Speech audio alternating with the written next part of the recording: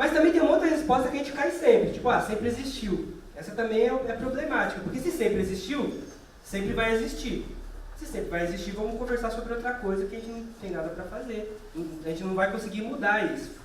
Só que ao contrário, o que a história mostra é que o racismo também é histórico. Ele surge a partir de determinado momento da história. E ele surge ligado a determinados interesses. E olhar isso obriga a gente a pensar algumas questões. Eu já volto no slide anterior. Já volto. Fica tranquilo. Porque quando a gente pega a história do capitalismo, o que a gente vai ver? Que o primeiro ponto que eu vou problematizar daqui a pouco, o meu tempo está acabando, é que a história do capitalismo, os melhores autores que estudaram, se debruçaram sobre a história do capitalismo, não se debruçaram sobre o racismo como um problema. E isso criou vários problemas para nós hoje, porque muita gente não quer olhar para isso porque os clássicos não olharam, então não vou olhar. Mas quando a gente olha a história do capitalismo, o que se percebe? Que a própria história do capitalismo não se conta, não se compreende, se a gente entender essa dimensão racial. Eu vou cometer um crime aqui com vocês, um crime pedagógico, que é falar de 300 anos em um slide. Mas o que então não se preocupe aqui em decorar ou memorizar, mas o que eu queria chamar a atenção é que a própria história do racismo, ela foi se variando e se modificando ao longo da história do capitalismo. De forma que a gente consegue olhar, se a gente fazer um mapa da história do racismo na sociedade moderna e comparar com o desenvolvimento da sociedade capitalista, a gente consegue ver alguns paralelos. É lógico, eu vou botar aqui, é lógico que esses paralelos não são mecânicos. Então, eu concordo com a colega ou o colega lá atrás. Tem a ver sim com uma sociedade de classe, com uma burguesia, com uma classe dominante. Mas isso também não explica tudo. Olhar o racismo só assim, tipo, a burguesia criou o racismo para dividir a classe trabalhadora. Também, mas é uma resposta fácil demais, porque a gente está falando de ideologia, de representações, que por vezes estão presentes, se a gente for olhar, por exemplo, na história do Brasil, começo do século XX, o Clóvis Moura vai fazer um estudo e vai mostrar que o racismo da burguesia brasileira, paulista, ao trazer os imigrantes, foi ruim para ela economicamente. Do ponto de vista econômico, foi uma furada, porque veio imigrante rural, da Itália, da Alemanha, não veio imigrante operário para cá, para o Brasil. Então, do ponto de vista econômico, seria mais fácil treinar os ex-escravos para trabalhar nas plantações, ou de café, que está querendo modernizar, ou na indústria, do que trazer mão de obra. O que eu estou chamando a atenção? Que tem momentos, inclusive, que o racismo é anti-econômico, até para a burguesia. E aí, a própria burguesia vai buscar rever esse racismo de forma que não atrapalhe seus interesses. Então, não tem um risco que a gente tem que evitar ao analisar, é o mecanicismo. Capitalismo criou o racismo, acabou. Porque essa aqui tem um problema aqui para o movimento negro no Brasil. Então espera a Revolução Socialista que a gente discute isso. Ou então, não vamos falar de racismo. Quando tiver a Revolução, seremos todos iguais e acabou. Não é bem assim, porque o racismo, enquanto ideologia, se o Marx está certo, que as ideias dominantes são as ideias das classes dominantes, o racismo também vai perpassar, inclusive, o imaginário, a representação da classe trabalhadora. Isso coloca desafios para a gente. Então, o primeiro risco que a gente tem que evitar é o mecanicismo, para pensar essa relação capitalismo e racismo. Um segundo risco que a gente tem que evitar é o essencialismo. O que seria o essencialismo? Os brancos são todos maus. Os brancos são maus por natureza e eles odiavam os negros, eles foram lá e o problema é os brancos. E os negros são todos perfeitos. Fica tudo legal, porque todos os problemas só começaram quando o branco veio. Também não é assim. Embora é verdade que a maioria dos problemas, das contradições do continente africano hoje tem a ver com a entrada, seja do domínio árabe, seja do domínio europeu, que começa lá com Portugal, como o colega que me antecedeu chamou a atenção. Por outro lado, a África tem contradição, tem luta de classes, tanto que tem que ter sindicato, tem que ter categoria organizada. E, ao mesmo tempo, a sociedade europeia também é histórica. É só em determinadas situações históricas que o racismo surge. Ele não é inerente ao europeu ou ao branco. Aliás, o próprio branco e o negro é uma criação dessa sociedade aqui. que é racializada, que é de classe. Então, e um terceiro problema que a gente tem que evitar quando a gente vai olhar para isso é um problema que o Clóvis Moura, não nesse livro, mas em outro, ele chama de culturalismo. Que é o quê? É a gente só olhar o racismo a partir da cultura e esquecer que quem produz a cultura são pessoas vivas. Então, é fato que para o racismo brasileiro, ou para o capitalismo brasileiro se estruturar, a escravidão dar certo, ela precisou negar a cultura do negro, precisou destruir a cultura do negro, precisou distorcer. E isso reflete hoje na escola. Esse olhar distorcido está presente na escola. É verdade. Por outro lado, quem resiste não é a cultura. Quem tem que resistir é o negro. Porque a sua cultura ela é dinâmica, e ela pode ser inclusive ressignificada. Porque senão eu acho que é a cultura que forma as pessoas e não as pessoas que fazem a cultura. Dito de outra forma, se eu só olho o problema racial pela cultura, eu caio em algumas armadilhas. Porque a cultura brasileira, em alguns momentos, ela é estereotipada. Ela é tratada como coisa inferior. É só a gente olhar a raiva da classe média pelo funk. Mas o funk, esse funk que explodiu, ele não é diferente de outras vertentes linguísticas, de outras vertentes estéticas.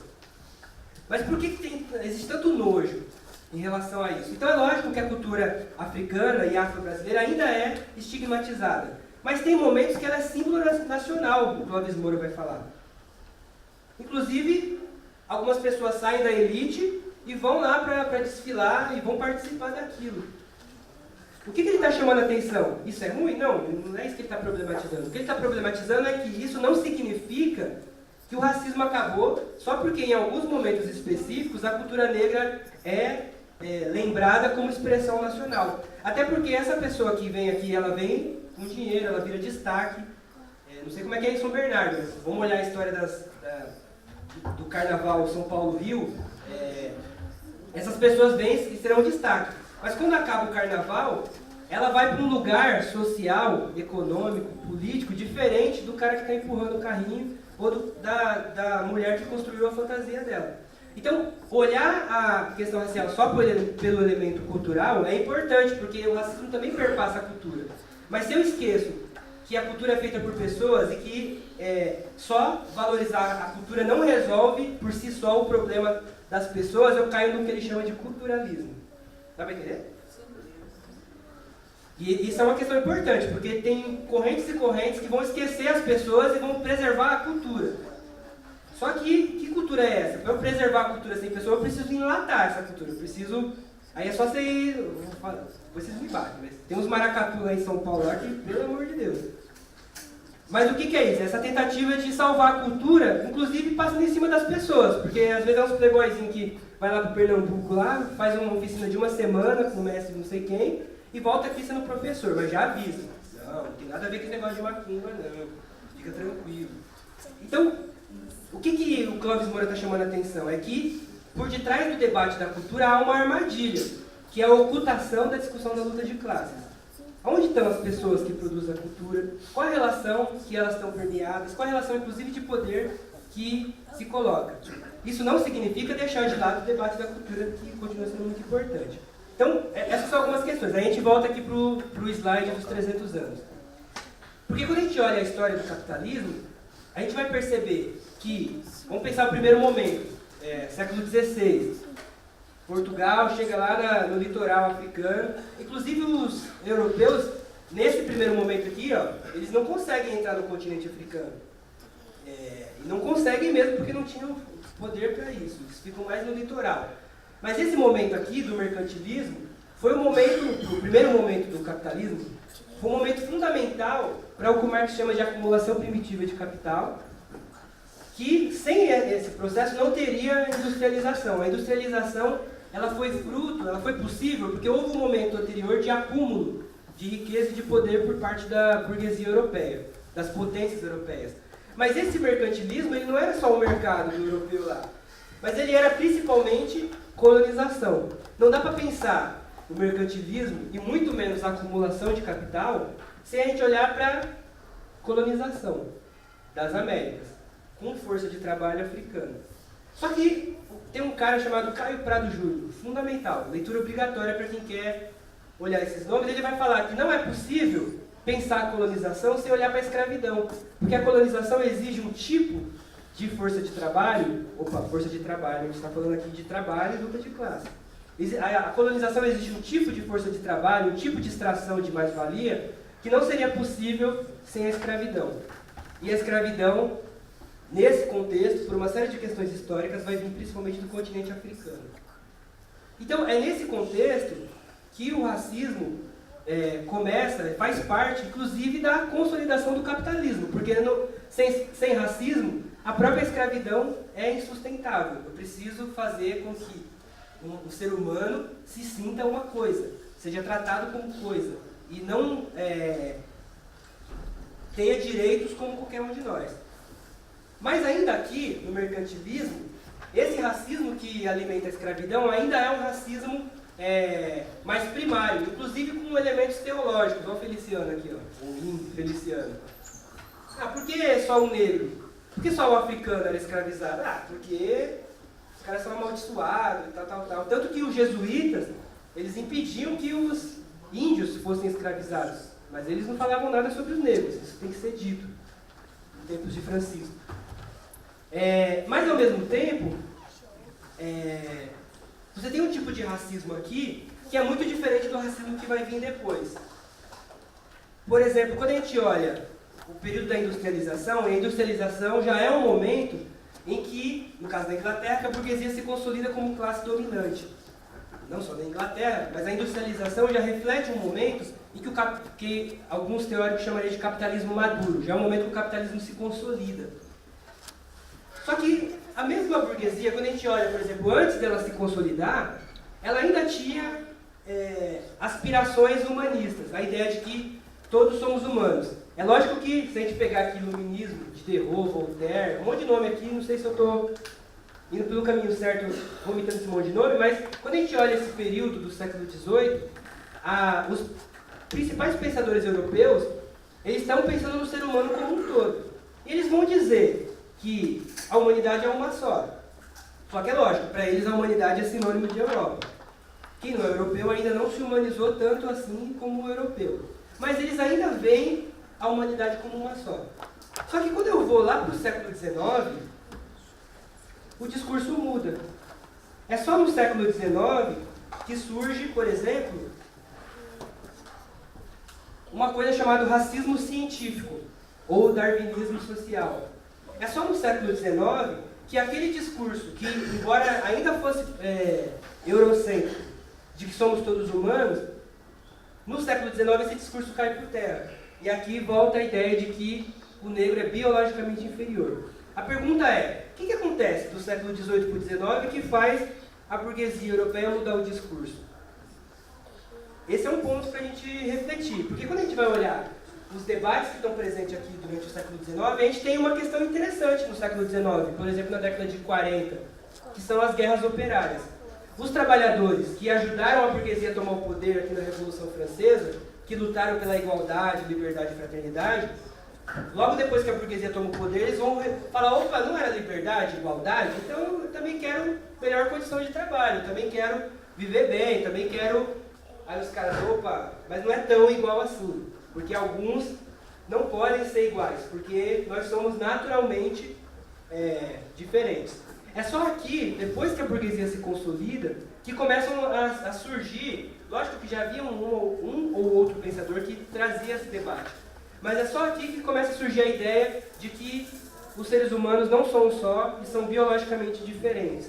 E essa ideia foi muito útil a determinadas formas de pensar aqui na Europa. Só que ela vai influenciar o mundo todo. Inclusive, ela vai influenciar e ela vai ser uma das mediações, um dos argumentos, se a gente pegar lá no final do século XIX, 1894, por exemplo, quando o próprio desenvolvimento do capitalismo europeu cria, o Lenin chama isso de imperialismo, cria grandes monopólios, grandes grupos, grandes empresas que precisam de matéria-prima desesperadamente, que precisam de mercado para escoar sua produção. É nesse período aqui, chegando no século XIX, que a Europa vai invadir definitivamente o continente africano e vai recortar a África com uma régua, colocar no mapa da África numa mesa e vai recortar, esse pedaço aqui é para a Bélgica, esse pedaço aqui é para Inglaterra, esse pedaço é para a França, pode ir lá ocupar aquelas áreas. Qual é a teoria que media, que alimenta, que justifica esse ato? Como que eu vou entrar na casa do cara e separar a casa dele do jeito que eu quero e usar ele, fazer ele trabalhar para mim do jeito que eu quero? Como justificar isso? Vai voltar. Como justificar isso num momento em que o próprio capitalismo está se universalizando, está chegando em todos os lugares? O racismo vai ter um papel fundamental aí. Será que volta, né? Passou por aqui. Beleza, logo vamos. Então, o que eu estou chamando a atenção? É que também a história do racismo, ele era muito diferente aqui quando as necessidades de acumulação se pautava pela escravidão. E ele vai também ganhando corpo conforme se desenvolve a própria sociedade capitalista, dentro de elementos muito concretos. Por exemplo, aqui, quando a Europa já começa a olhar para a África como um espaço que eu posso ir lá e roubar, inclusive o Indiana Jones reflete bem essa forma de pensar aqui, ó. Porque, vamos lembrar o Indiana Jones? Qual que é a principal arma do Indiana Jones? Chicote. É um chicote. O Indiana Jones é o típico branco que acha que na África só tem macaco e que ele pode chegar lá e pegar qualquer coisa, porque, afinal de contas, não tem outras pessoas. Ele não está roubando. Tanto que a gente torce. Peraí, quem não torcia pro Indiana Jones levanta a mão? Duvido alguém que não torcia. A gente torce pro Indiana Jones. Só que aí veio os povos lá, que ele pega as pedras preciosas, os povos vêm atrás dele e a gente torce para ele. Olha que louco. Mas como isso é possível? É porque eles não são seres humanos como nós. Eles são bárbaros, eles arrancam o coração e comem vivo, não é essa a imagem das pessoas. Essa ideia é tão presente que é aqui que vai ter um cara na Inglaterra que vai falar, inclusive, que levar a civilização para o mundo é o fardo do homem branco. O cara cristão vai falar assim, ó, Deus nos deu, nós brancos, o que tem de melhor. E é nosso fardo, é nosso dever levar para esses bárbaros a nossa civilização. Eles têm que agradecer. Inclusive, quando começou o debate de cotas, aí um cara escreveu na Folha de São Paulo, esses negros têm que agradecer por estar aqui, tiraram ele da África, onde eles podiam estar se comendo lá, vivo, morrendo de AIDS. Olha o nível do debate. Folha de São Paulo. Mas o que está por detrás dessa ideia? Está essa ideia de que o homem branco, o europeu, superior, quando ele está indo para o continente africano, ele não está indo para roubar, para sequestrar, para saquear. Ele está indo para levar o progresso. Que progresso? Bom, ele tem que acreditar que ele é superior, tanto culturalmente como biologicamente.